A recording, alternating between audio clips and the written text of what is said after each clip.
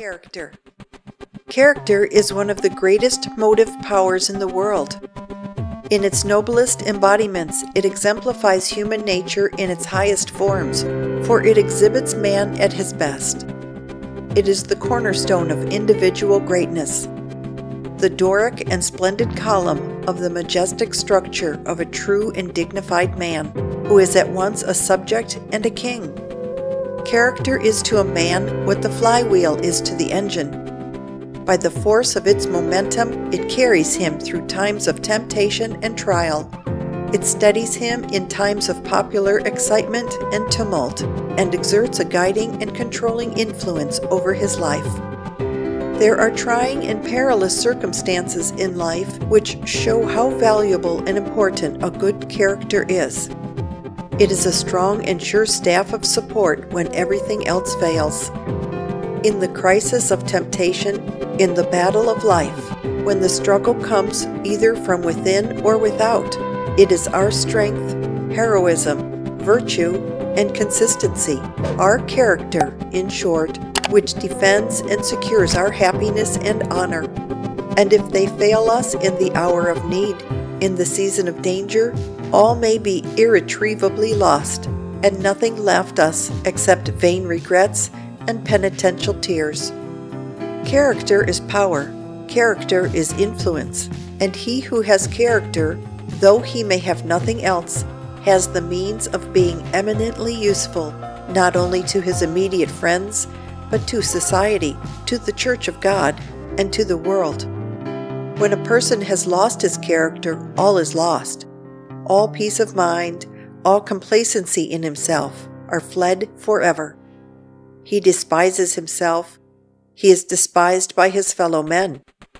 Within is shame and remorse. Without, neglect and reproach. He is, of necessity, a miserable and useless man, and he is so even though he be clad in purple and fine linen, and fare sumptuously every day. It is better to be poor. It is better to be reduced to beggary. It is better to be cast into prison or condemned to perpetual slavery than to be destitute of a good name or endure the pains and evils of a conscious worthlessness of character. The value of character is the standard of human progress. The individual, the community, the nation tell of their standing, their advancement, their worth, their true wealth and glory in the eye of God by their estimation of character. That man or nation that lightly esteems character is low, groveling, and barbarous. Wherever character is made a secondary object, sensualism and crime prevail.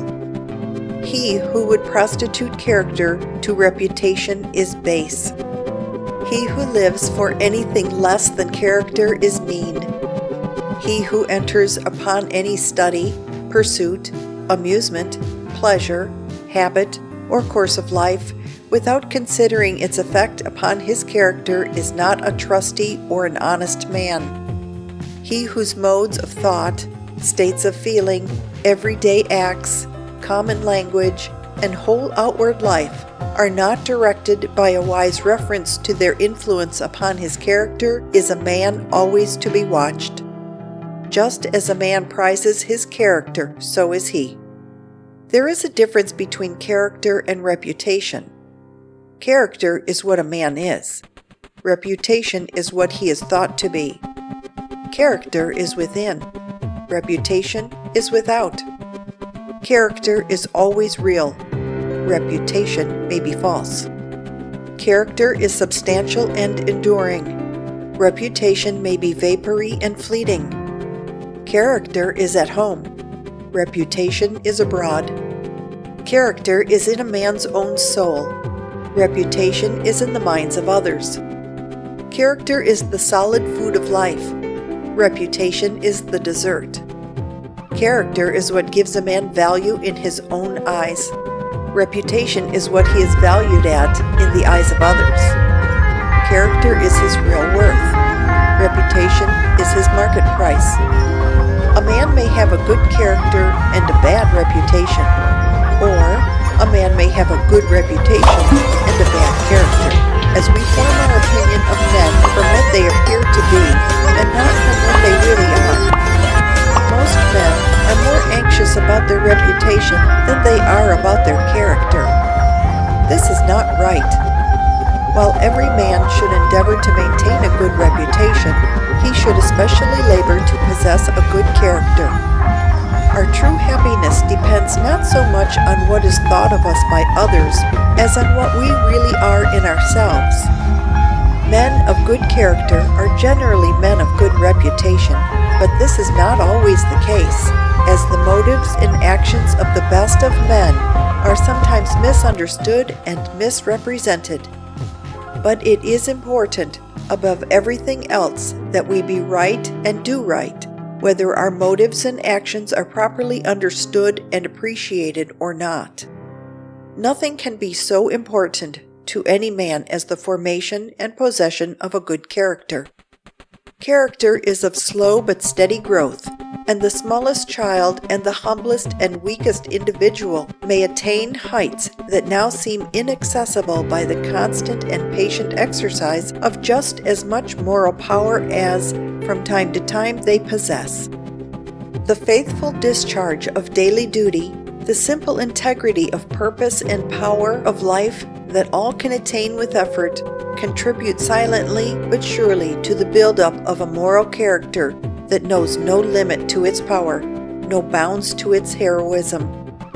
The influences which operate in the formation of character are numerous, and however trivial some of them may appear, they are not to be despised.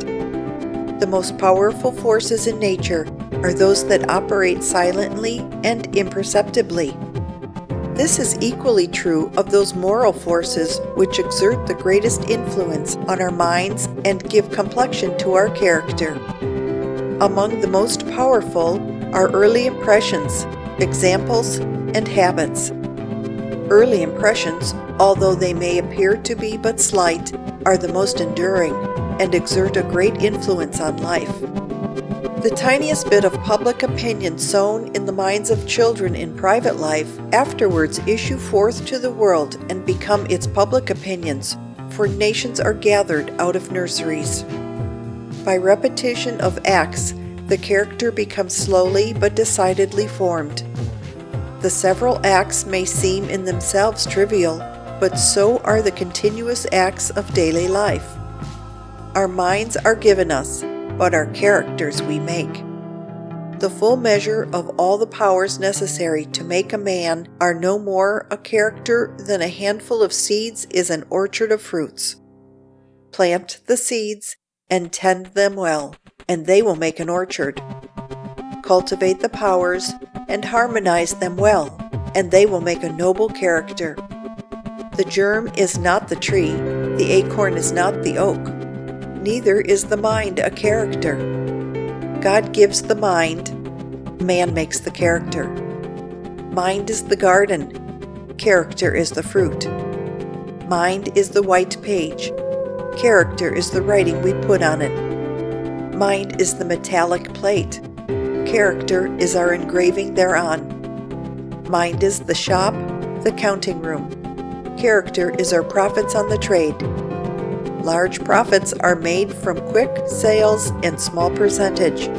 So great characters are made by many little acts and efforts. A dollar is composed of 1,000 mills. So is a character of 1,000 thoughts and acts. The secret thought never expressed, the inward indulgence in imaginary wrong, the lie never told for want of courage, the licentious never indulged in for fear of public rebuke, the irreverence of the heart, are just as effectual in staining the heart as though the world knew all about them. A subtle thing is character, and a constant work is its formation.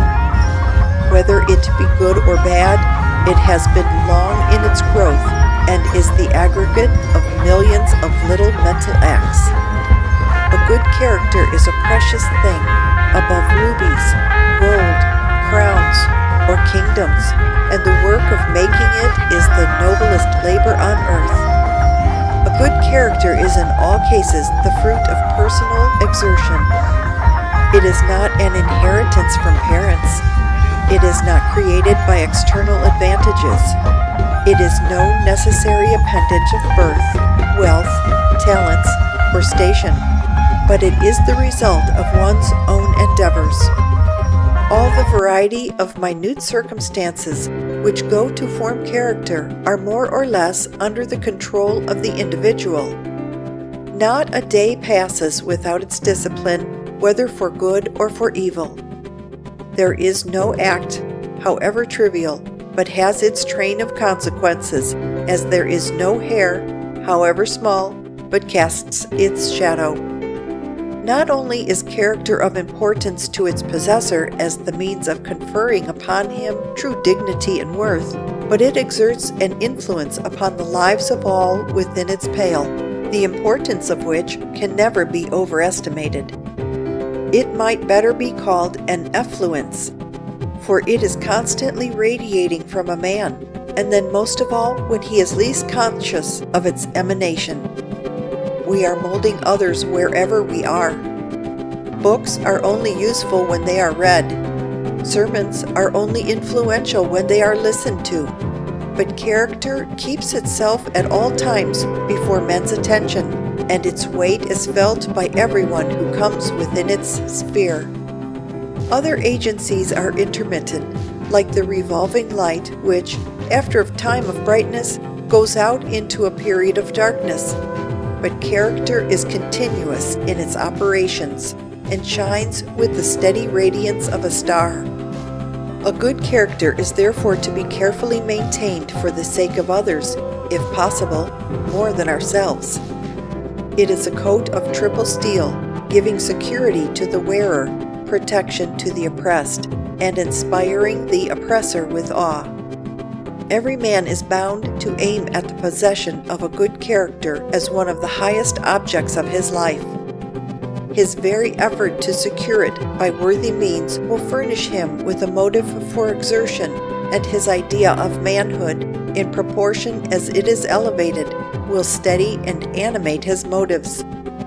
The pursuit of it will prove no obstacle to the acquisition of wealth or fame, but, on the contrary, not only is the attainment of a good character an almost indispensable thing for him who would make his mark in the world, but such is the nature of character that the control over the acts and thoughts of an individual, which must be acquired before character can exhibit inherent strength, conduces in a very great degree to the very condition which produces success. Character is the grandest thing man can live for. It is to have worth of soul, wealth of heart, diamond dust of mind. He who has this aim lives to be what he ought to be, and to do what duty requires.